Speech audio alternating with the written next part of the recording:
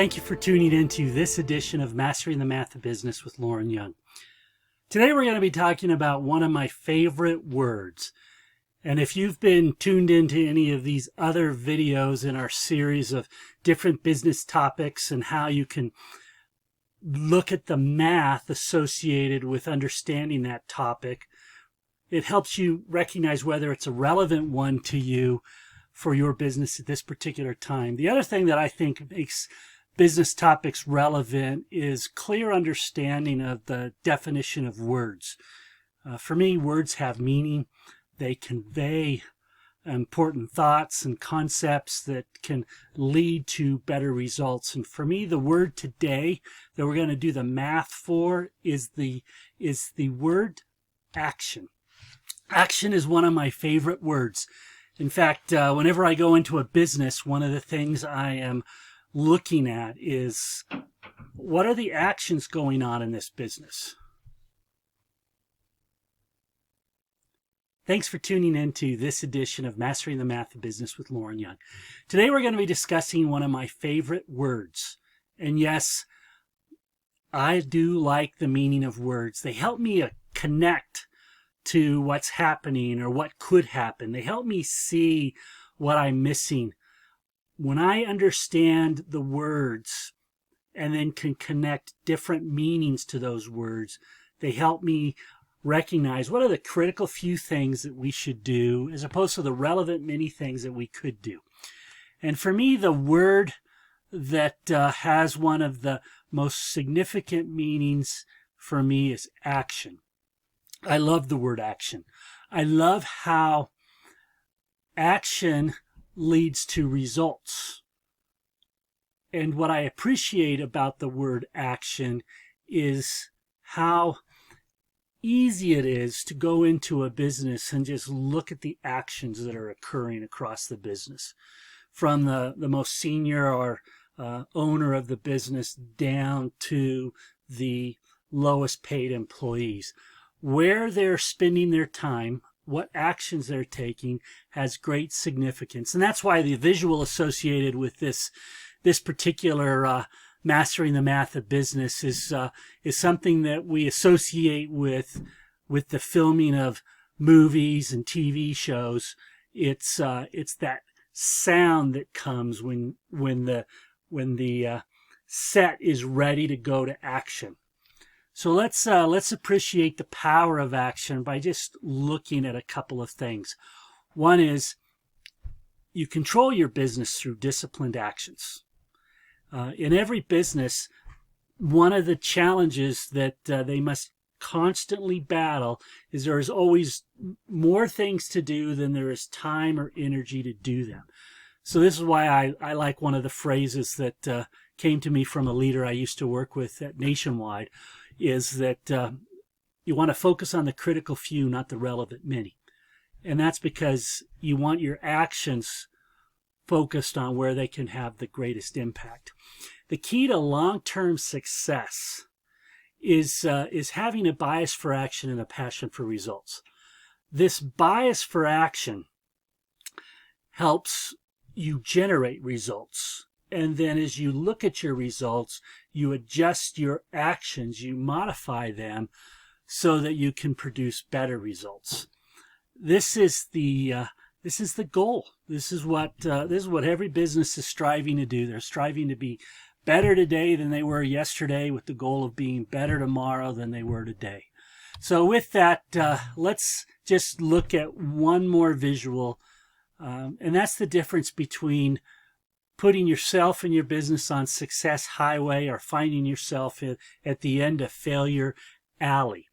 The difference between the two destinations or routes is the difference between completed actions and incomplete actions. Those who find themselves going down a dead-end alley are those that aren't getting things done. They're not completing the actions their business needs them to do. So with that, let's appreciate a narrative. One of the things that I think is really important is you start wrapping your mind around how good are you at the actions that are being taken is to look at your history. In other words, look at what you've done over the last 4 years to appreciate just what's happening. In other words, what are the actions results? And the number one for me is operating income. There's a lot of numbers you can look at, but operating income is the best measure of how well the actions of a business are translating into desired results. The other thing is to look at what you plan to accomplish. That's my second favorite thing to look at, is to have some targets that you're working to. So in this scenario, you're seeing the actions of a business as it's reflected in their operating income for 2017 through 2021. And then you have their plan for the new year. And the question that I like to ask is, are you prepared to leave the gap between what you're planning to do and where you've been on the table? If you are, then that's good for you. But for more businesses than not, this is why you confirm the quality of your results, is because you have an improved set of results you're working towards. And when you confirm the quality of your results through the year, you know whether they're happening or not. And if they're happening, you build on that. If they're not, you change things up. So what do you need to be able to do this? Well, your first set of calculations, you need to lay out the years, and you need to look at your net sales, your big four numbers through net income. Then you get to skip the additional factors because they're not relevant. And now you get to look at your numbers. And really, you can look at these numbers and see how they swing. This is a business that is very big in the construction industry, so their numbers tend to swing a little bit based on the volume of large projects. But what really matters is you're looking at these percents, and the ones you're looking at is the sales, the change in sales, and then you're looking at the percent of sales, or your different margins, your gross, operating, and net margins. And here you can see the fact that 19 was a remarkable year. 20 struggled a little bit, but they still did pretty well on their net income. And then you come over here to 21, and 21 was really a remarkable year. And so the point is, you want to appreciate what's happening in a business by looking at the change in sales and your margins. This helps you gauge kind of what's possible based on where you've been. Then the next calculation has to do with your plan. In other words, what are you planning to do? When you have a plan, then you can step back and start to think about the actions that will need to be completed to realize that plan. So here's the previous year results. This is what's targeted in the profit plan. And so this first set of calculations shows you what these targets would translate into. In other words, as stated in the narrative, you want to be north of this number, which is your sales number, and you want to be south of this number, which is your operating costs, total operating costs. Accomplish those two things, and these numbers will work out.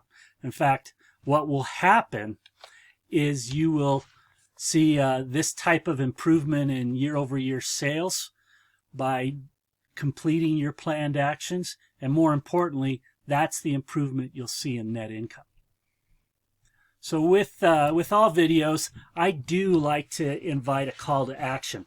And the call to action associated with this video is really stepping back and asking yourself, am I satisfied with the results of my actions? Yes or no? If the answer is no, then chances are it's a breakdown in reliable follow-through with those that are being tasked to complete actions. And that is a challenge for a lot of small business owners, is staying on top of the progress that needs to be occurring, particularly on actions that take a longer period of time. In other words, it's not one and done. It's a series of things that need to get done. So reliable follow-through is always a challenge. If this is a challenge for you, I invite you to go to businesscpr.com. There's a hyphen between business and CPR /M1.